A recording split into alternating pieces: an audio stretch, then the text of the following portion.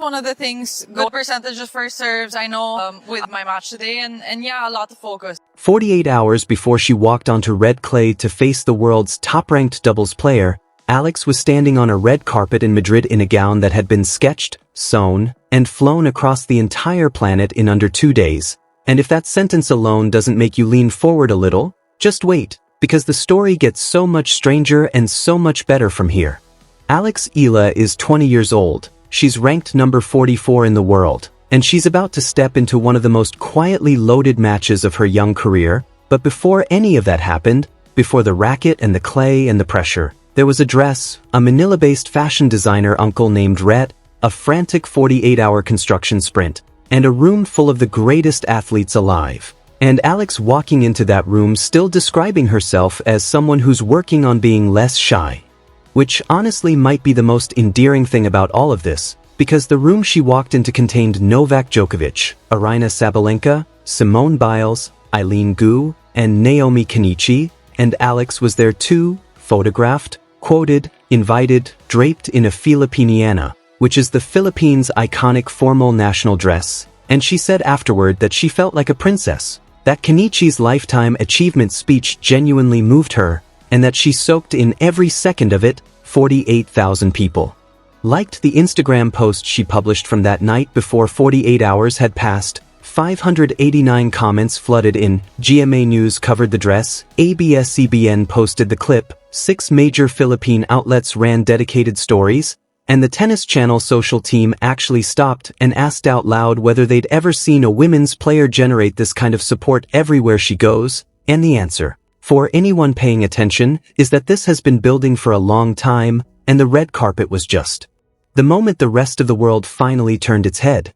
20 hours after that photograph in the Filipiniana went up, Alex was on a clay court dismantling qualifier Anastasia Pavlyuchenkova's 6-3, 6-3, and then she addressed the Madrid crowd in Spanish. And if you've seen that clip and you weren't moved at least a little bit, I'm not sure what to tell you. Because the combination of things happening inside that single 24-hour window, the gown, the ceremony, the match, the Spanish, the crowd, it all adds up to a picture of exactly the kind of person Alex has become, and understanding that person is the only way to understand what April 24th actually meant. To get there though, you first have to understand who was waiting for her across the net, because Elise Mertens is not a comfortable opponent for anyone on this tour right now, and the ranking gap between 44 and 21 barely tells the story. Mertens won the 2026 Australian Open doubles title. She's the reigning world number 1 in doubles. She holds 6 Grand Slam doubles titles. Her career best singles ranking is number 12. She arrived in Madrid as the 19th seed with a first-round bye, and on clay specifically, she carries a win rate of nearly 63% built on placement, relentless returning, and a service return game that is specifically designed to make you pay for any hesitation, any weakness, any moment where your second serve doesn't go exactly where you planned, and Alex already knows what that punishment looks like firsthand, because on October 17, 2023, at the Jasmine Open in Monaster, Mertens beat Alex 7-5, 6-0. The second set lasted approximately 24 minutes. Alex won just 9 of 32 second serve points. She was ranked around 200 in the world at the time, and every one of those 200 spots showed up in the scoreline. It was brutal in the clinical way that professional tennis can be brutal. No drama, no comeback attempt gaining traction, just a player being systematically taken apart by someone who knew exactly where to apply pressure and did it without blinking. So here's where the story turns, and this is the part that actually matters, because the version of Alex who got bageled in 24 minutes in Monaster is not the version of Alex who showed up in Madrid in 2026, and the distance between those two versions is not just time, it's documented, measurable, specific, and the clearest proof of it came in the first round against Pavlyuchenkova, when Alex won 76% of first serve points, saved 5 of 6 break points, and broke serve twice in each set. And that 76% number is not just a stat, it is the direct answer to a question that coaches and commentators including Greg Ruzetsky, Andrea Petkovic, and Martina Navratilova have separately identified as the central challenge in Alex's development, the serve. In their 2023 meeting, she won 52% of first serve points against a player who is one of the most clinical returners on the entire tour.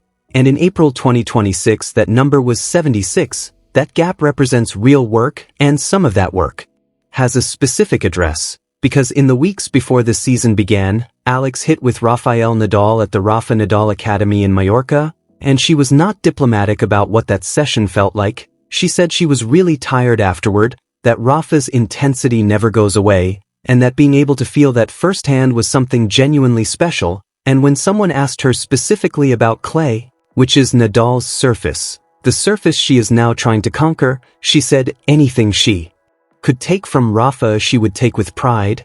And you believe her, because that's not something a player says for the cameras, that's something a player says when they actually mean it. The wins she has accumulated since that 6-0 second set in Monastir are not small wins either. She beat Madison Keys when Keys was ranked number 5. She beat Iga Swiatek twice in the same tournament at Miami in 2025 when Swiatek was ranked number 2. She beat Coco Gauff at number 4 and Jasmine Paolini at number 8 for career victories over top 10 players, which is more than most players collect in an entire career. ESPN noted in March 2026 that opponents have had a full year of film to study her patterns: the wide lefty serve on big points, the backhand down the line in transition, the willingness to absorb pace before flipping defense into offense. They have the film. She keeps winning anyway, and there is one specific voice that cuts through all the noise when you're trying to understand. It's getting better every year. I'm a better player this year now. What Alex actually is right now is not a commentator or an analyst, but Iga Swiatek herself, who faced Alex in Madrid in 2025, was the reigning world number 2 at the time, was the defending Madrid champion, had won Roland Garros 4 times, and still needed 3 sets to close it out.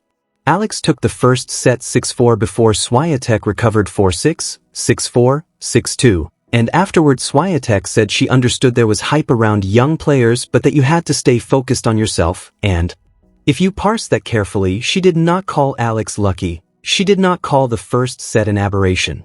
She used the word hype and then immediately qualified it by acknowledging she needed to manage herself mentally, which is exactly what a champion says when the threat in front of them is real enough to require active mental work to contain.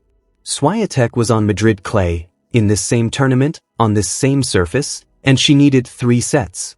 Mertens has never had to manage a 3-set match against this version of Alex, and that asymmetry matters. What also matters is the maths, because this match is not just about pride or momentum or head-to-head history, it is about seeding at Roland Garros. Alex currently sits at number 44, her career high was number 29, reached on March 16, 2026, and to earn a seeded position at the French Open, she needs to climb to approximately 32. At Madrid 2025, she reached the second round and earned roughly 35 ranking points. Those 35 points are dropping off her total in real time as this unfolds. A second round exit in 2026 earns 30 points, which is a net loss of 5. A round of 32 finish, which requires beating Mertens, earns 50 points, which is a net gain of 15. And Alex has already registered for the Rome Open and the Parma Ladies Open on clay in May, which tells you everything you need to know about how deliberately her team is building toward Roland Garros. Madrid is not an isolated event, it is the opening chapter of a French Open seeding campaign, and whether that chapter opens with momentum or with a deficit depends on one match. But honesty matters here too, because it would be too easy and too dishonest to frame this as a pure ascendant story. The clay record in 2026 is 2 wins and 2 losses, and one of those losses was hard to watch. On April 14th, 8 days before the Pavlyuchenkova win, Alex faced Leila Fernandez in Stuttgart and fell behind 0-5 in the first set, won just 42% of total points across the match, and lost 1-6, 4-6, and that 4-6 second set was not as competitive as the score implies. It was her first match against a left-hander on clay, and the tactical puzzle it presented exposed real unresolved questions in her clay game. 8 days is not a long time to rebuild from something like that. The Pavlyuchenkova win was encouraging and the numbers were genuinely encouraging, but Pavlyuchenkova is not Mertens. Mertens' return game is precision-engineered to find exactly the second serve vulnerability that produced 9 of 32 second serve points in 2023, and it is. Also worth noting that Mertens arrived in Madrid with a 12-7 singles record this year and that her Stuttgart week included her building a 6-1, 2-0 lead over 7th seed Karolina Muchova before watching Muchova reel off 12 of the next 13 games and steal the match entirely. So there's a real vulnerability there when momentum shifts, but there's also proof that she can suffocate a top 10 player in the opening phase. And that is precisely the phase Alex cannot afford to sleepwalk through. After the Pavlyuchenkova win, Alex said she'd had some struggles on clay but that she'd also had some really great matches and that she was excited about what was still ahead, and there was nothing performative about how she said it. It landed like someone who had trained until exhaustion under one of the greatest clay court players in the history of the sport and had made a choice somewhere along the way to walk toward the difficulty rather than around it. She has said before that one drop of water can create waves. She has said she's just trying to do her best and fight until the end, and those are not things you say for a camera. Those are things you say when you actually believe them. So pull back and look at what you actually have here. A 20-year-old who was ranked 200 in the world when she got bageled in 24 minutes in Monastir in 2023, who since then has beaten 4 top 10 players, who trained with Nadal until her legs gave out, who walked into the most prestigious sports awards ceremony in Europe wearing her country's national dress in a room with Djokovic and Biles, and the woman who invented the perfect 10 in gymnastics and was not out of place, who then won a professional tennis match the next morning and addressed the crowd in Spanish, who has a race to tour position in 2026 that sits around 15th in the world while her ranking sits at 44, and who is now standing on the same red clay where Swiatek needed 3 sets to contain her 1 year ago, facing the player who once made a set disappear in 24 minutes flat. With Roland Garros seating on the line and every Filipino watching from Madrid and Manila and every corner of the world where that red carpet moment traveled, and all of it, the dress, the clay, the math, the history, every single piece of it comes down to one question: which version of Alex shows up on April 24th? Because if it's the version who won 76% of first serve points against Pavlyuchenkova, the version who trained with Nadal, the version who walked into that room and was not out of place, then something genuinely special might be about to happen on a clay court in Madrid.